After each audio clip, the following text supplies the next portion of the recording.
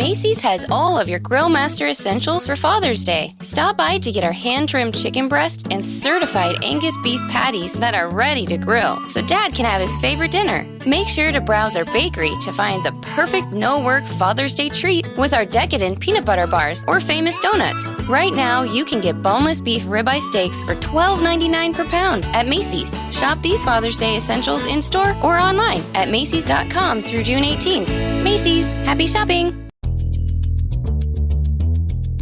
Okay, it's official. We are very much in the final sprint to Election Day. And face it, between debates, polling releases, even court appearances, it can feel exhausting, even impossible to keep up with.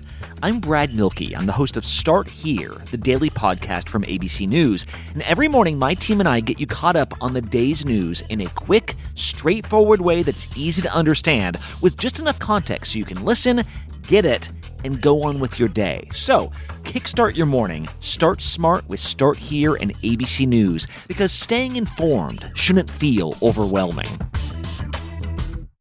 A quick trigger warning. There is some brief mention in this episode of trans healthcare bans and subsequent increase in suicide rates. You can find timestamps in the show notes.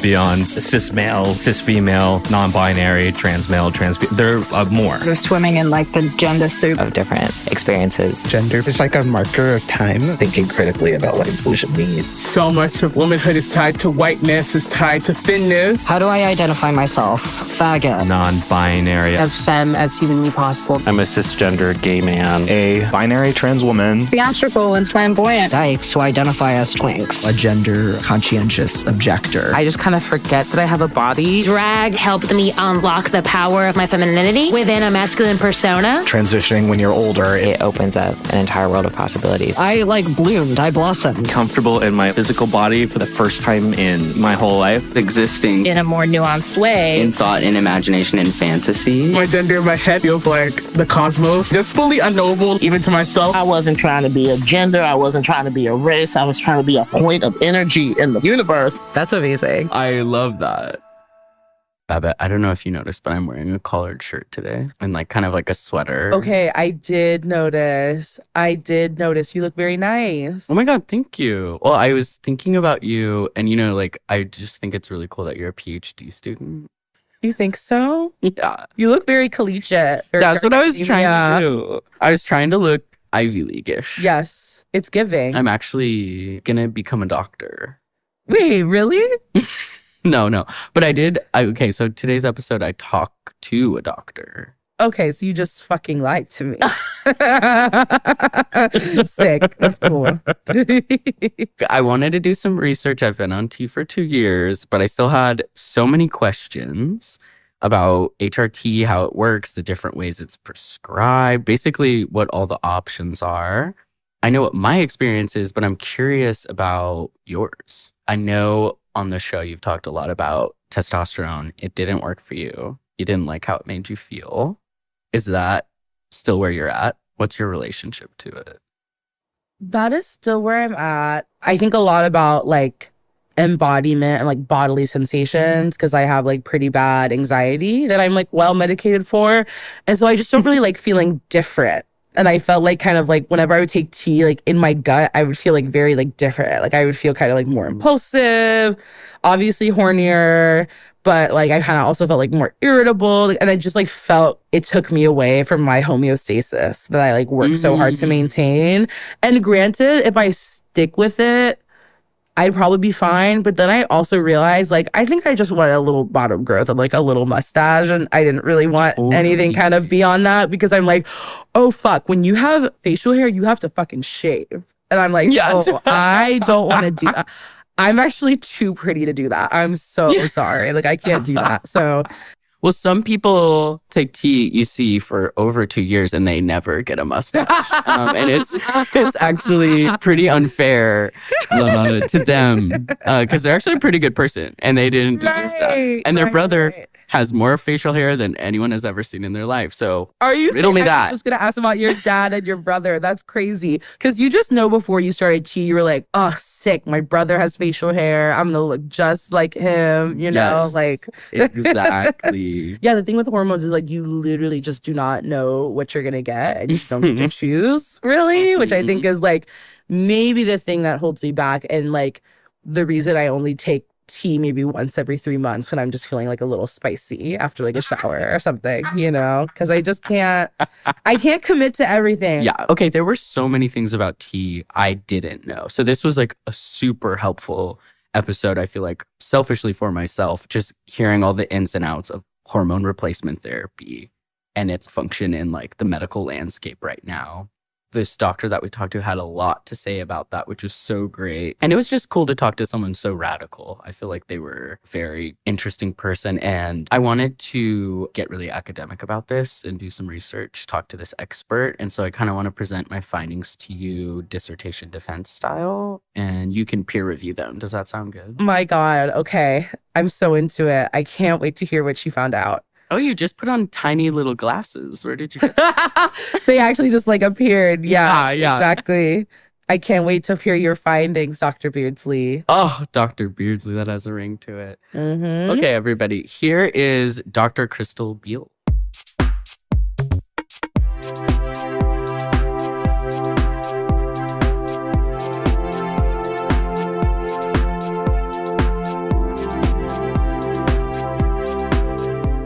My name's Crystal Beal. I'm a family medicine physician by training, so I'm board certified in family medicine. I use they, them pronouns, but I spelled them a little different because I would probably use neopronouns if it wasn't exhausting to get everyone on the same page. And people sometimes ask about the spelling or like where it came from, and I'm like, bitch, I made it up. I don't know. Yeah. You can just make this shit up. I don't know if you knew that. But for the listeners at home, it's a THEMME. I love that. And if anyone's not watching, I'm like femme as fuck. So I started focusing my practice on gender affirming care in about 2018, which is when I opened a practice called Career Doc. It's a telemedicine practice focusing on trans medical care, open in 10 states. So really all I do all day long is puberty blockers and hormones and other medications associated with supporting gender goals in medicine. How did you get into medicine? I was in my 5th year of undergrad. I was actually about to finish a degree in like dietetics and nutrition and realized how much they were going to pay me and was like, oh, maybe I should try to go to medical school. And also kind of felt like future me might wonder if past me could have gone to medical school. And so I was like, oh, maybe I'll just like try to answer that question. Then I kind of like thought maybe that was a poor life choice for the next several years. Wait, why? It was really meaningful to be doing something that felt meaningful. So I think that was good. But medical training is like pretty dehumanizing. It's really ableist. It's really like cis and heteronormative. I mean, like the whole world is, but I think medicine is that in an amplified way. Wow. So I think I was kind of like, what did I gave up the best years of my life for this. But then I started working with my own community and I was like, oh, okay, this is worth it.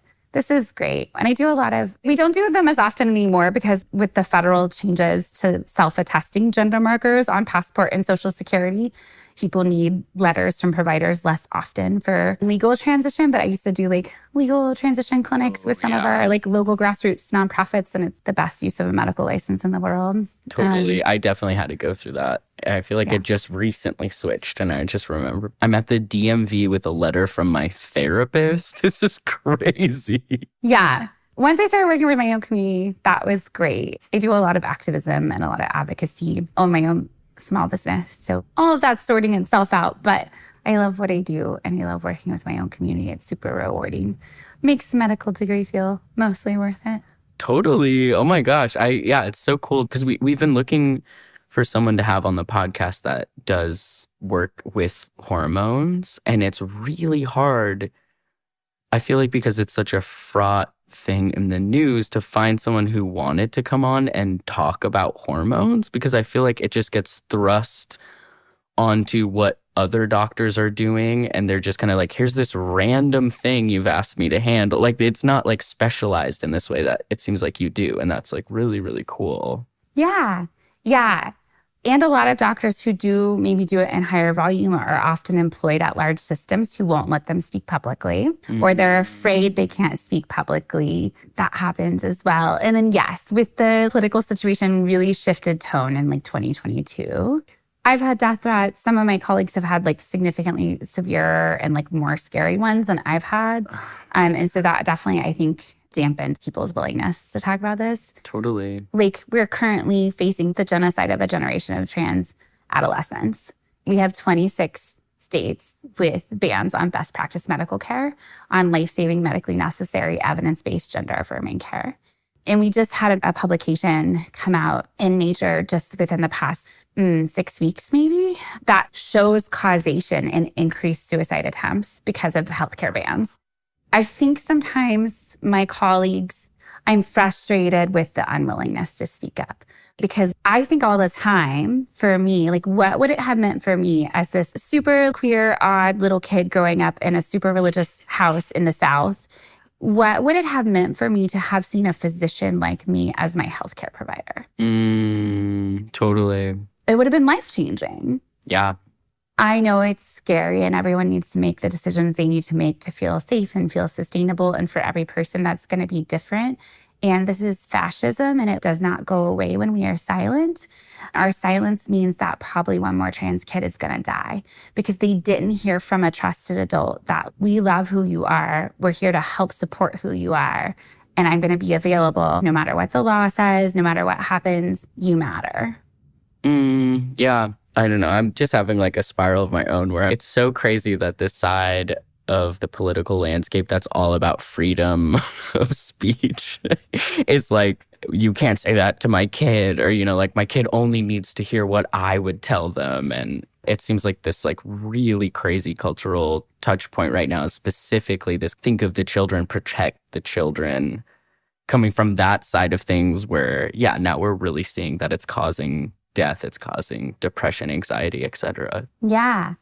It is hard sometimes to find clinicians who can speak up or who are willing to speak up. And I think it's essential for us to speak up.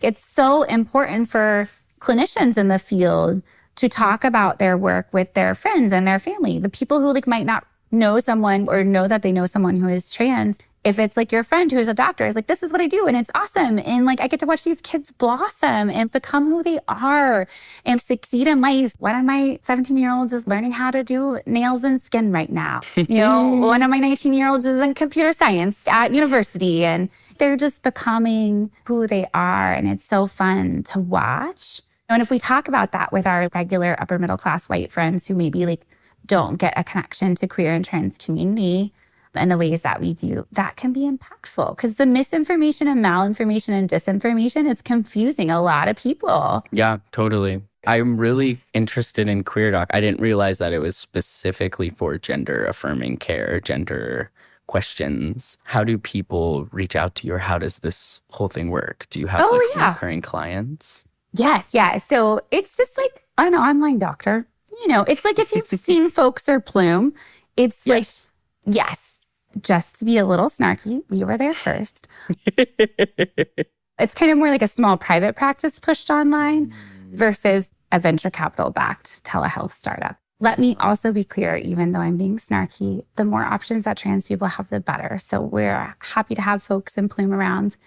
I guess maybe the slight difference, our focus is maybe a little more individualized, like nuanced care out of practice, because I think with Folks in Plume, it's a little bit faster, the turnover, the appointment time. I've never been a patient there, just from what I've heard people say. I actually went through Folks to first get testosterone. So I had that experience of the online intake kind of thing, because it just felt a little bit easier for me to navigate than trying to figure out local healthcare, go in person, worried about who you're going to have to talk to. But yeah, ultimately it ended up being a little bit cheaper to not keep going through their subscription program. Okay, I have like 17,000 things to say about this. I think trans healthcare should be accessible in every way, shape, and form. Actually, frankly, I think that DEA should be abolished and all gender-affirming care medications be available over the counter, which would have some complexity around insurance reimbursement. And I understand and recognize that as well. But insurance really only helps you if you have insurance. So I also think we should have a single payer system that supports over-the-counter gender-affirming care medications. So we don't have that currently. While we don't have that, I do think gender-affirming care, like you should be able to get at your primary care provider's office. You should be able to get it at Planned Parenthood.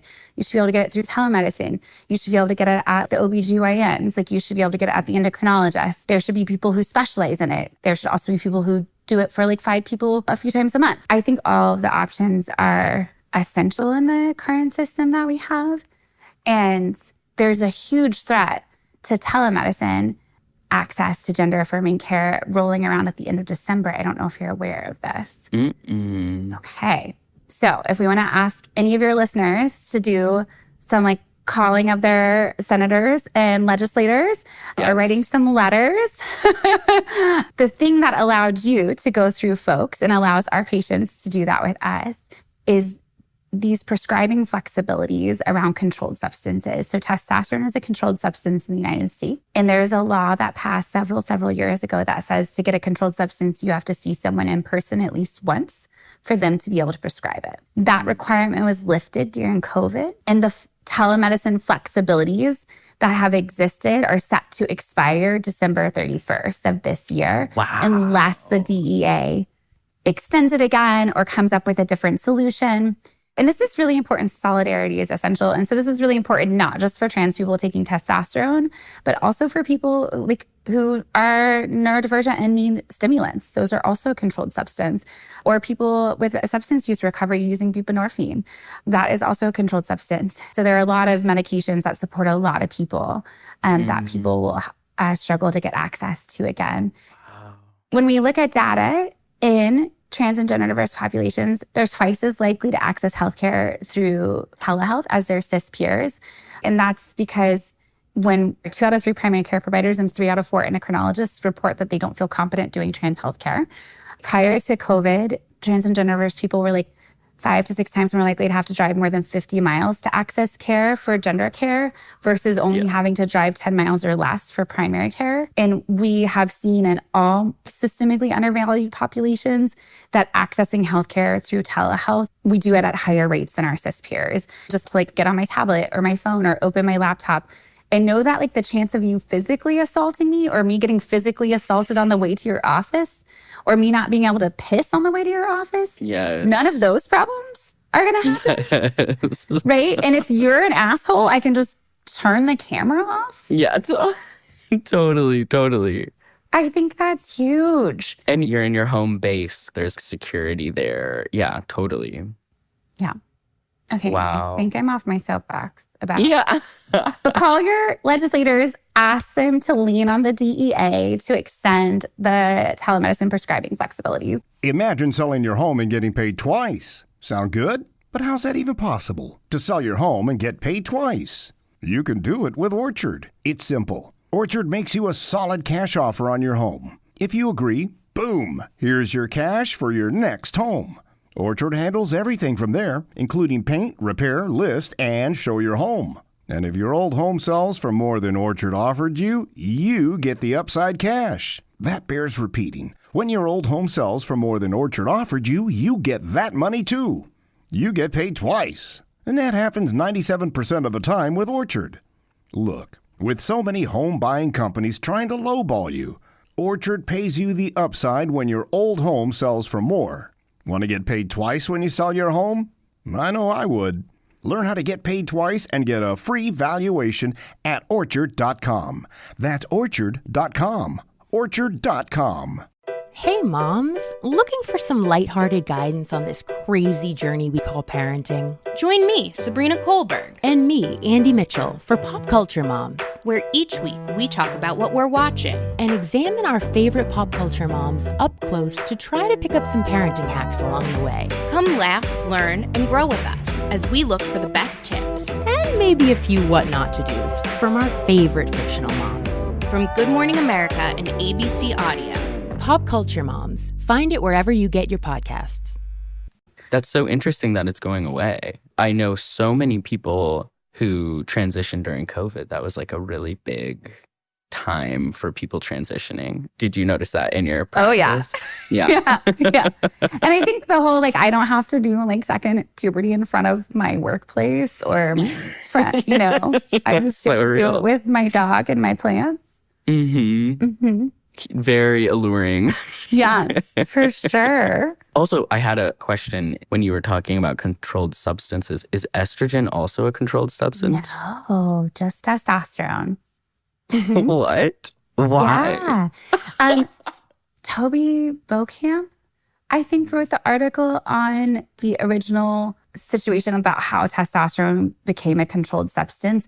It was related to using it for improvement in sports performance. Interesting. But initially, the DEA opposed including it on the controlled substance list. And so Toby like really looks at the misogynistic and transphobic roots of that in a great article that I can send you the link to. Oh my gosh. Yeah, we'll link it in the show notes for sure. That sounds so interesting. But generally, let's be clear, also, the DEA is an organization that's roots are in the war on drugs. So it's like rooted in racism and creating a pipeline to prison-based and carceral slavery for Black and brown people. Also, it has never actually helped reduce substance use. Right? Totally. So the thing it's supposed to be doing to help people, it has not successfully done. We have research and statistics saying that. Yeah. So yes, we should ask them just to like extend the flexibilities, but also maybe ask your legislators to vote to abolish the DEA as well. Ooh, oh, wow. Wow. We love. Can you walk us through how hormone replacement therapy works or the basics of it going in different directions? Yes. So I'm going to focus on adult care Great. Just because that's, I feel like, an easier place to start. Most of gender affirming care or trans medical care is moving towards, if it is not already there, an informed consent model of care. So historically, people used to have to go to a therapist and get the therapist to write them a letter of support saying they were trans enough to get hormones. Yep. Okay, we don't have time to do it on this episode of the podcast, but like if we ever want to talk about the history of how shitty trans healthcare has been, we can do that too, because people used to have to leave their families because you cannot be a trans woman and a father. That's not a choice you can actually make. Wow. So people like historically used to have to leave their children and leave their partners who have to live in their chosen gender for a period of time. They had to prove that this was the thing that was right for them. The field has come a long way and is moving away from that.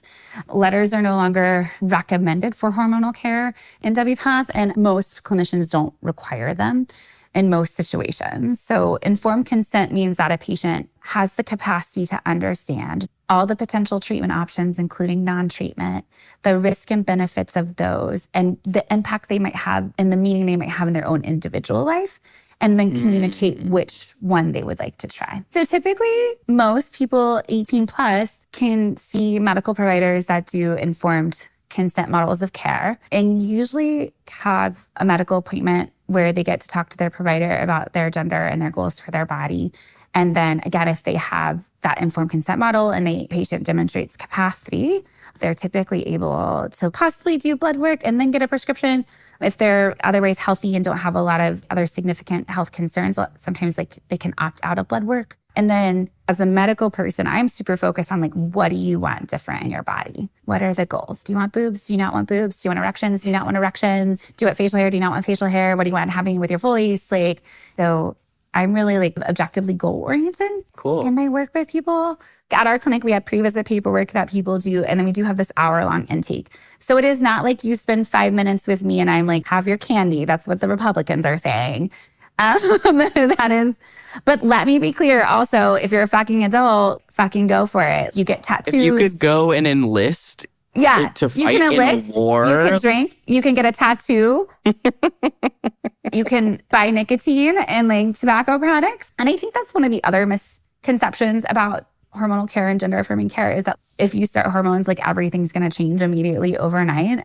That is also not true. This is second puberty. It maybe goes a tiny bit faster than the first one, but we're still talking about a multiple year process. So you can actually start on a low dose of testosterone or estrogen and not have a ton of physical changes for like a handful of months, but like have a little better sense of how it feels in your brain. And is it feeling good for your brain? Is it not feeling good for your brain? Yeah. That is how we do the rest of fucking medicine. We take medicines and we try and see how they work for an individual. We don't say, oh my God, you absolutely have to know exactly which antidepressant you want out of these 15. Yes. And you have to be convinced that you're not going to regret it. Totally. Yeah. To be fair, I took antibiotics for my acne in 2018 and have regretted it for the rest of my life because my poops have never been the same.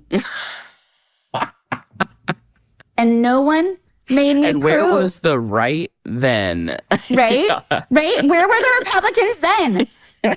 Why did they not protect my pooping? My God. Oh my God. It's also crazy that they're like, you haven't spent enough time thinking about this, or no one goes to like a consultation with a doctor having not done any research or having not mulled over this question. I feel, or at least nobody that I know. That's not like my first stop. There's all of the internet. There's all of YouTube. There's all of like zines and all of this information you've probably been ingesting for a long time. Now you're taking the step to go talk to a doctor. There's actually some research, particularly there was some qualitative research around people seeking gender-affirming surgeries that shows absolutely most trans and gender diverse people do a fair amount of research on their own before they ever see a surgeon. Okay, so that's how hormones get prescribed. I love that you brought up low dose. I feel like that's something that is like a really gentle entryway. And like, I love that reframe of you don't start a medication and if it didn't work, you were completely wrong about yourself and there should be a lot of shame. Like it's a trial and error. How do people go about getting, say, like estrogen or testosterone? Or I know estrogen also has progesterone that you take with it, or sometimes, yeah. Okay. Yeah. Okay. Also, I feel like I want to be clear for people who are like, well, that doctor on the podcast said I could just like go to this one appointment and walk out with hormones. That is how it should happen most of the time.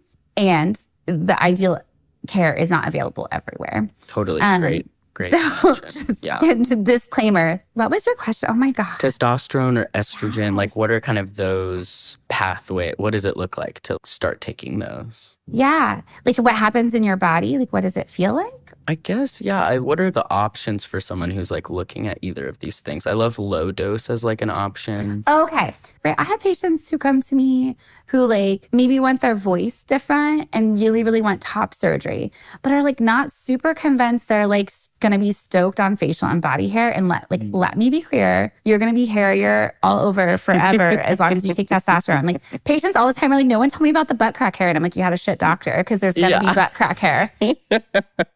It's going to come out your nose. It's going to come out your ears. Yeah, it's totally. Like hair. And someone who had those goals, like I would want to make sure that they know there's like an option to do voice training or voice work or even consider a voice surgery and top surgery. And you don't have to take testosterone to do those things. You can achieve those goals without testosterone. Or maybe it's like they want voice stuff and top surgery and they really hate their periods. There's still options that don't involve testosterone to stop periods. Yeah, totally. So it really is this whole picture of how do you feel about all of these things that would happen with this? I also like to be really clear when I'm working with patients. Sometimes I'll be like, are there any side effects you're worried about? And they're like, no, I'm fine with all of them. And I'm like, it's okay if there's some you aren't worried about. It doesn't mean I'm not going to write you a prescription. Yeah. It means like I might also have other suggestions for like another intervention that might minimize that side effect or decrease the chance of it, or like some skills for you to use to cope with it. Again, it's like when I'm thinking about what is the pathway and what are the options and then how do we approach it, I'm thinking about this holistic picture of someone's individual goals. And then I'm trying to give them all of the options so that they can then listen and pick the ones that they want. That's so cool that you can kind of a la carte it. Yeah. You can start with what you want and get like specific about that, which is really fun. Yeah, we try really hard. There's some limitations in like what we can do, but I still need to have the working framework of that to help you understand the path forward.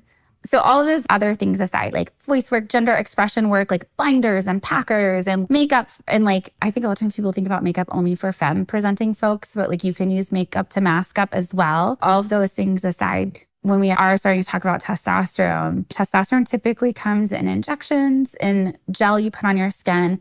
There's also capsules. They only got approval. I was going to ask, I was like, why isn't there a testosterone pill? There is. It got FDA approval in 2019, so there's still no generic. So it's harder to get covered and it's much more expensive. Wow. And then you also can't titrate it as easily because no one's been using it in gender care. So we don't know how equivalent it is and all of those kinds of things. And so you can't cut it or break it. So it only comes in certain strengths. Wow. And then there's also a nasal gel that you can put in your nose. What? Like a Flonase kind of Yeah, but it's like a little gel. It's a little thicker. Yeah. Gosh, that sounds so unpleasant. Yeah. Because sometimes it smells crazy. Like, I don't know if you've interacted with it, but if it seeps out of like an injection site, sometimes I'm like, what is that smell? And I'm like, oh my God, it's testosterone. Why am I putting this in my body? Yeah. And so most commonly used in gender affirming care for trans folks is injections and gel on your skin. Mm-hmm. For people who are interested in like changing their body as much as possible with testosterone, a lot of times if we're talking about injections, they're eventually going to end up on somewhere between 60 to 100 milligrams injected once a week. Historically, they used to do injections every 2 weeks. That was because they were looking at how it was used in cis men. And the reality is the dose doesn't last a full 2 weeks. It starts to taper off around day 10. So if you try to go 2 weeks, you're going to feel pretty crappy for a few days. And so we definitely have shortened that. Wow. Once a week, typically. Yeah. Here's the thing about testosterone. If you take too much of it, your body turns it back into estrogen. So sometimes people are like worried that trans people are going to like go wild and take like too much of their hormones or whatever. And let me be clear. I always tell my patients, look, once you get the medicine in your hand, it's your own fucking body and you can do whatever you want with it. So no harm, no foul.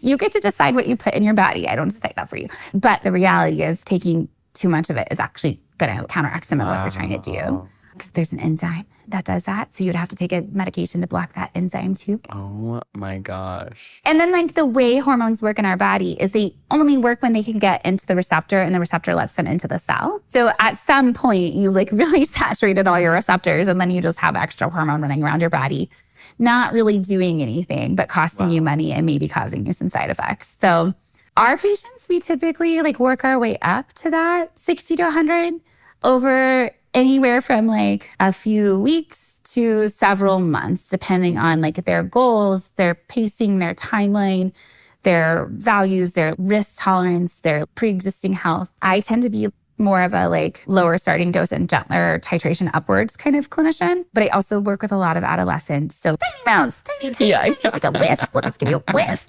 I think also like it's a big shift on your brain because if you look at the guidelines, they'll sometimes say you can start anywhere from 40 to 80 milligrams a week, which I just told you is like basically maintenance dosing. If someone decides that's what they need to do and what feels right for them, I'm going to say, okay.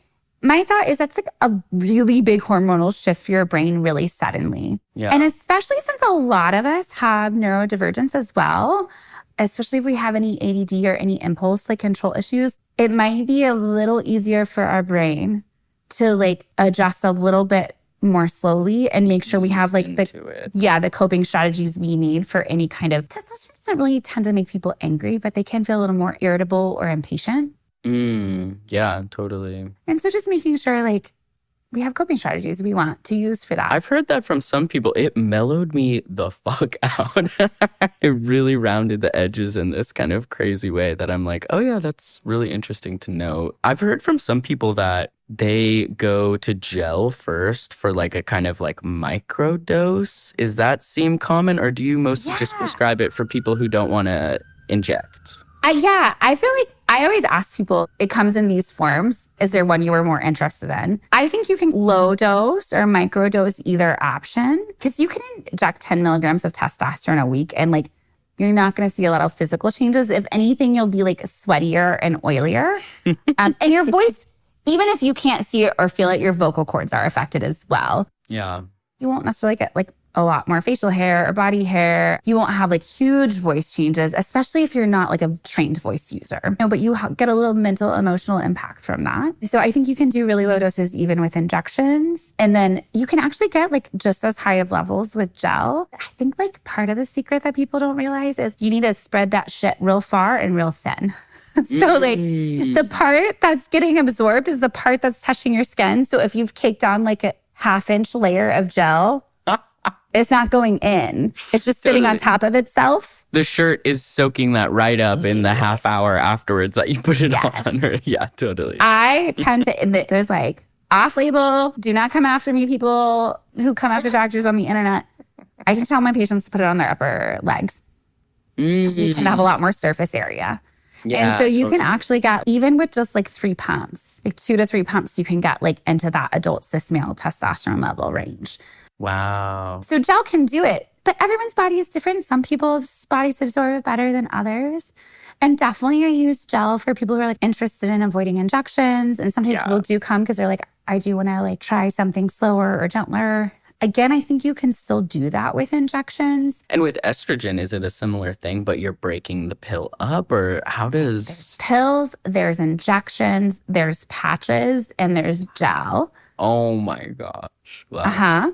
Yeah. And most people start on pills. Some people come asking for injections. Pills of estrogen are like the cheapest, most affordable form of estrogen. So for people who don't have insurance coverage or have restrictions on funding, like that's going to be the most accessible format. The research shows that patches, tablets, and injections are like equivalent. Cool. Community wisdom sometimes says people kind of say like, I think injections work a little better. And here's the reality. Everybody's body is different. Like if you try to give a pill to someone who has an inflammatory bowel condition, they're probably not going to get as good of absorption. Wow. The injections, the caveat is like they do sometimes go on national shortage. This sometimes happens with testosterone as well, but it's seemingly a little bit worse with estrogen. Yeah, there's 2 types of injectable estrogen available in the United States, and one of them has been on back order since like October of last year. Wow.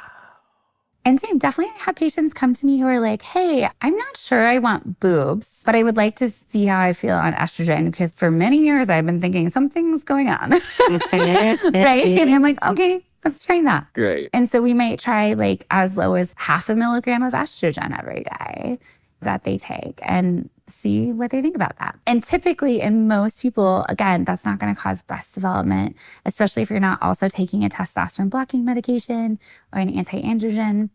The caveat is occasionally people with differences in sex development or intersex conditions might start something. And if they already have something in their body that makes their testosterone not work as well, they might see changes much faster. Yeah, totally. Yeah. Which is also true when we're talking about some people who are interested in testosterone already have higher levels of testosterone in their own body. And so definitely like I feel like people with like slightly higher androgen producing content already a lot of times get like upper lip hair much faster than I would typically see. Yeah, yes, totally. It's like next week. I'm like, what?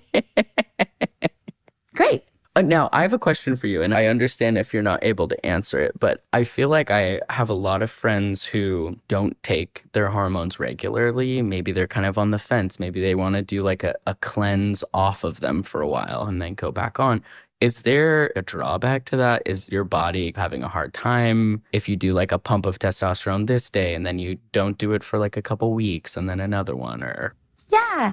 I have some patients who are like gender fluid in a way that like some days they want to take their hormones and some days they don't. And the reality is we don't actually know exactly what that means for bodies. Mostly like what we think about in the context of hormones and hormone deficiency and things like that is really rooted in long-term aging. So we know bodies need a certain amount of sex steroid hormones, whether it's testosterone or estrogen, to like optimally age over time and to reduce your risk of cardiovascular disease, dementia, and osteoporosis. Wow. Yeah. When I have patients who want to like take long-term super low doses of things or are maybe interested in blockers only, or maybe are going to be doing this some days on, some days off, I want informing them that I can't fully counsel them on all of the risk. So like I want them to be okay with that information. And then that I think we should do things like screen for cardiovascular disease and osteoporosis and stuff maybe a little sooner. Like maybe we're going to check your cholesterol sooner. Maybe we're going to think about doing like a calcium scan for cardiac health, or maybe we're going to think about doing a bone scan for bone mineral density. And so things like that. Yeah, totally. So working with like a preventive care primary care provider who can help facilitate those things. In the short term, hormones affect your brain and emotional status pretty significantly. So besides those big shifts, we don't know about significant short-term risk in that. I want to be really clear, what you're talking about is incredibly different than forcibly stopping trans people's hormones because it's state-sanctioned. If you hear that you can no longer have hormones, totally different. Right. Yeah. I have another question about finasteride and these kind of like supplemental things that people can take. Can you tell me about that? I was a little bit confused when I first started, because I feel like a lot of people, my number one fear was, oh my gosh, what if I go bald? My dad is bald. You kind of pick one thing to decide you're not going to do it at all. And that was kind of like the one thing I think my fear latched onto. I was told that when you're first starting to take testosterone, you maybe don't need to take finasteride or something because it's literally blocking some of the hormones. So maybe later on you can add that. Is that something you would agree with? Wow. One, I love that you're like, I had this one thing I was afraid of. I think one of the things like I love that I learned in hospice care is like when we're thinking about end of life, sometimes we think about someone we love, whether it's a human or a pet, being with us, and we're like, but they're still doing this one thing. They're still eating, or they're still bringing me their toy, or they're still wagging their tail, or they're still getting out of bed and coming to the living room to talk to me, whatever those things are. In hospice care, we really talk about making a list of 10 to 20 quality of life things. And when we get down to only doing 3 of those, really starting to think about, is that the quality we wanted? Interesting. And so if I think about that in reverse, I had this one thing I was afraid of. One, always go to a knowledgeable clinician and talk to them about that one thing to really understand it. Here's what I say about hair loss. First of all, it's inherited actually through the birthing parent side of your family. It's X-linked. It's not your non-birthing parent or your dad that is as important as on the birthing parent side of your family. And then we have about 12 months after a hair falls out to try to revive it. So when a hair falls out of the follicle apoptosis dies in about a 12 to 18 month time frame. So hair loss is not permanent until it's been lost for 12 months. So when there's a window of time where you can try tea, even if you're starting to lose some hair, where your hair will regrow if you stop it. And then 2, there's a lot of medical interventions we try to reduce head hair loss, slow head hair loss, or preserve it over time. I don't think any of them are 100% stopping it in its tracks. We are slowing a thing that's going to continue to progress over time. But I tend to use a lot of low-dose oral minoxidil, which is a medication that causes increased blood flow to hair follicles. And so it doesn't interfere. Finasteride is a 5-alpha reductase inhibitor. So it decreases the conversion of testosterone to 5-dihydrotestosterone, which is the more active form of testosterone that is also very active in hair follicles. Is this something that you would get injections along your hairline This with? is a pill you take. It's also available over the counter as Rogaine. Oh, wow. Yeah. Interesting. Wow. Cool. In patients who want to take testosterone and are worried about hair, I use a lot more low-dose oral minoxidil than I do testosterone blocking medications. Just because we don't want to block the testosterone, we want to feel how that feels. There's like laser light therapy that can help as well. There's derma rolling with like little needle rollers that can help. Oh, yeah. Yeah, all that can help. If people have like, I overflex my eyebrows or my eyebrows are thinner, I want like mad bushy butch eyebrows. I actually absolutely use the generic version of Latisse, which is a word I can never say correctly. Yeah. It's like Prost, something like this. For eyebrows that you for eyebrows. Yeah. Wow, I love that. And you can kind of choose where it's growing. Yeah. Oh, cool. Yeah. I love. Sometimes we still use testosterone blocking medications in people taking testosterone. I tend to look at ways to minimize the impact on the testosterone effects. So like I tend to try to find other options or talk about like doing it as a solution on the scalp as opposed to a pill you swallow. That's my approach. But again, my general approach is to tell someone these are all of the options. Which one sounds most interesting to you? Yeah. I kind of want to veer into the world of adolescent hormones. It feels like there's such a misunderstanding where people are like, they're pumping this 7-year-old full of hormones. No. The most you're going to do is a puberty blocker, and that's closer to puberty, right? Yeah. So it would be pretty exceptional for a 7-year-old to be in puberty. It does happen sometimes. Yeah, true. Yeah. There's a thing called precocious puberty, but you would be treating precocious puberty, not transness at that point. The average onset for puberty for people with ovaries is 10 and a half, and people with testicles is 11 and a half. And so it's not common for young people, for youth or adolescents to need medical interventions for their gender care until closer to that age. And then, yes, we do not start a medical intervention typically until their body has started puberty. So we have medical evidence supporting this onset of puberty. And then, yes, when they're that early on in puberty, typically what we're doing is a puberty blocking medication, not hormones, typically. Yeah. Not pumping their little body full of hormones. No. It's like, oh my gosh, the rhetoric is insane. And even when we do start hormones in adolescence, what we're trying to typically do is replicate what puberty would have been like if they had the gonads that are better fit for them. So that is small increases of hormones over time. It's like, again, typically in adult care, sometimes they'll talk about trying to shrink second puberty into like a 2-year process. I'm not doing that with an adolescent. I'm giving them a full 4 to 6 year puberty like they would have had on their own. Totally. They just don't have to do it twice anymore. Yeah. And they don't have to have changes in their body that stress them out and that they might have to have surgery for in the future. Totally. If someone was looking to get on HRT right now, what would you recommend? I'm sure this varies state by state, but what kind of path would you recommend? Yeah, absolutely varies state by state. Do you have health insurance? Do you not have health insurance? Do you have a primary care provider? Do you not have a primary care provider? Do you trust your primary care provider? Do you not trust your primary care provider? So I, same as you, think like the best place to go is the World Wide Web. Well, one, it's your friends in your local community. If you have friends in your local community who are accessing gender affirming care, you can ask them what they did, where they got it, because that will give you maybe potentially more local information. Also, on the internet, you can look for your local LGBTQ nonprofit for whatever region you're in. Centerlink is an organization that keeps all of the larger LGBTQ nonprofit organizations and community centers. You can find them in every state at Centerlink. There's also smaller like grassroots organizing, right? And trans community organizations that you might be able to find as well in like your local zines or posters or queer coffee shop where all the baristas have piercings and tattoos. So all of those things. And then also trans people love Reddit and Discord servers so much.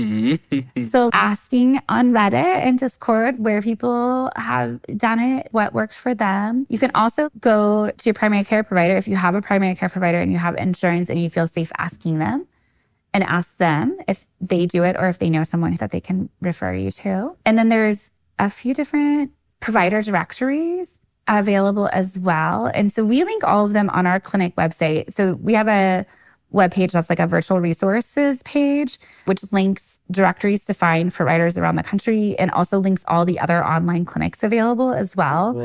WPATH is like, the World Professional Association of Transgender Health, which I have many complex and nuanced feelings about. We don't have time to go into. They also have a directory of providers as well. And then Out Healthcare is a venture startup organization that is trying to compile a directory of affirming LGBTQ healthcare providers.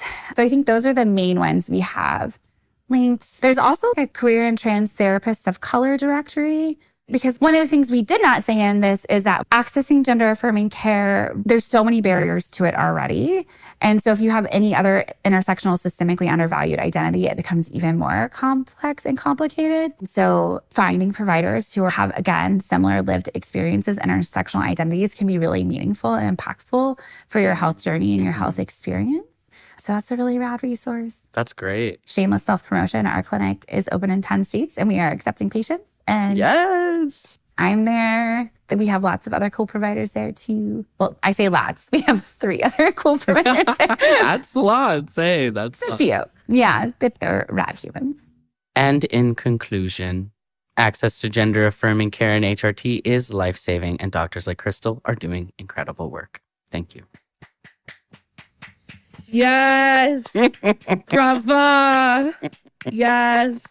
Amazing research, Dr. Beardsley. A+ for you. Wow.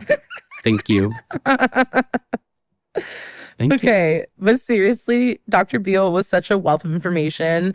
It really helped me to hear them talk about how it's possible to take hormones off and on, even if you have to do just like a little more screening. And it was also very validating to hear that I'm not the only one doing that. Yeah. I love this kind of crunchy, in the weeds medical episode. Yes. I feel like one of my favorite things that Crystal talked about in this episode was this idea that you don't have to be 100% sure before trying hormones or just treating them a little bit closer to how you would Lexapro. You think you need it, you go and you get the prescription, you try it, and you see if it works or not, like trial and error. Totally.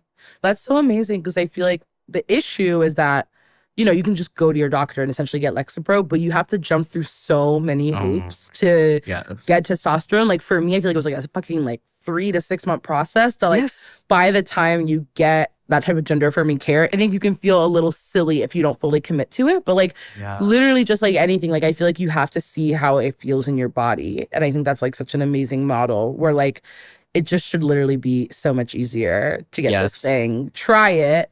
And then you might not even like it. And therefore, you're not wasting 3 to 6 months of your time and energy. Oh my God, totally. You know? Yes. It's so crazy because it's so like infantilizing. Yes. You feel kind of like punished for, oh, did you not know yourself well enough? Are you really trans? Like there's this huge narrative of trans isn't real. Yes. You don't know yourself as well as you think you do. So then you feel like you're giving a win to some like evil voice out there. Yes. If you don't like it. I think my view of it was like, oh, this is a really, really serious medication. Whereas like, I'm so curious how easy it is for cis men to get testosterone. If they need it. Like, I feel like really fucking easy. Yeah.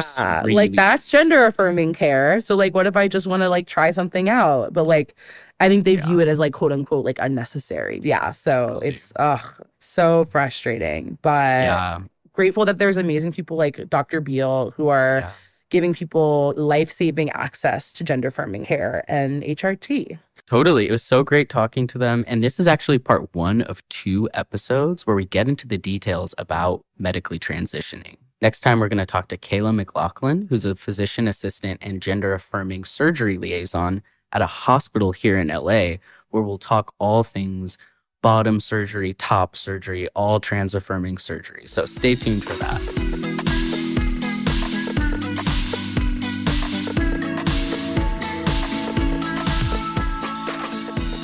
Gender Spiral is an original podcast from Audiation. This episode was mixed by Matt Noble, and music is composed by CMD plus Jasmine, courtesy of Molten Heart, with art by Joey Hahn and graphics by Michael Tyrone Delaney. The show is executive produced by Ireland Meacham, myself, Babette Thomas, my co-host, Allie Beardsley, and Sandy Smullins, with additional story editing from Susie Armitage. Thank you so much to Dr. Crystal Beal. You can find their practice Queer Doc at the link in the show notes, along with some further reading about HRT and trans healthcare. In the show notes, you can also find information about how to contact your legislators and tell them to lean on the DEA to extend telemedicine prescribing flexibilities. And we linked to Queer Doc's directory of trans and gender-affirming resources available state by state in the U.S. If you like the show, please head over to patreon.com/genderspiralpodcast to support us. You can also check us out at genderspiralpod.com, where you'll find transcripts for each episode and a link to leave us a voicemail. And follow us on Instagram. It's at genderspiral. Subscribe wherever you get your podcasts so you don't miss a new episode. They're coming out every other week.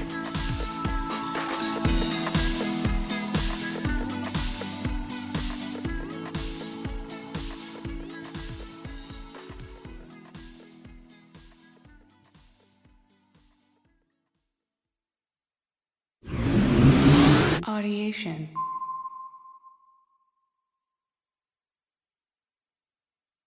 Macy's has all of your Grill Master essentials for Father's Day. Stop by to get our hand-trimmed chicken breast and certified Angus beef patties that are ready to grill, so Dad can have his favorite dinner. Make sure to browse our bakery to find the perfect no-work Father's Day treat with our decadent peanut butter bars or famous donuts. Right now, you can get boneless beef ribeye steaks for $12.99 per pound at Macy's. Shop these Father's Day essentials in-store or online at Macys.com through June 18th. Macy's, happy shopping! Okay, it's official. We are very much in the final sprint to Election Day.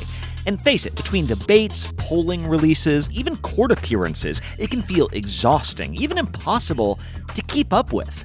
I'm Brad Milkey. I'm the host of Start Here, the daily podcast from ABC News. And every morning, my team and I get you caught up on the day's news in a quick, straightforward way that's easy to understand, with just enough context so you can listen, get it, and go on with your day. So, kickstart your morning. Start smart with Start Here and ABC News, because staying informed shouldn't feel overwhelming.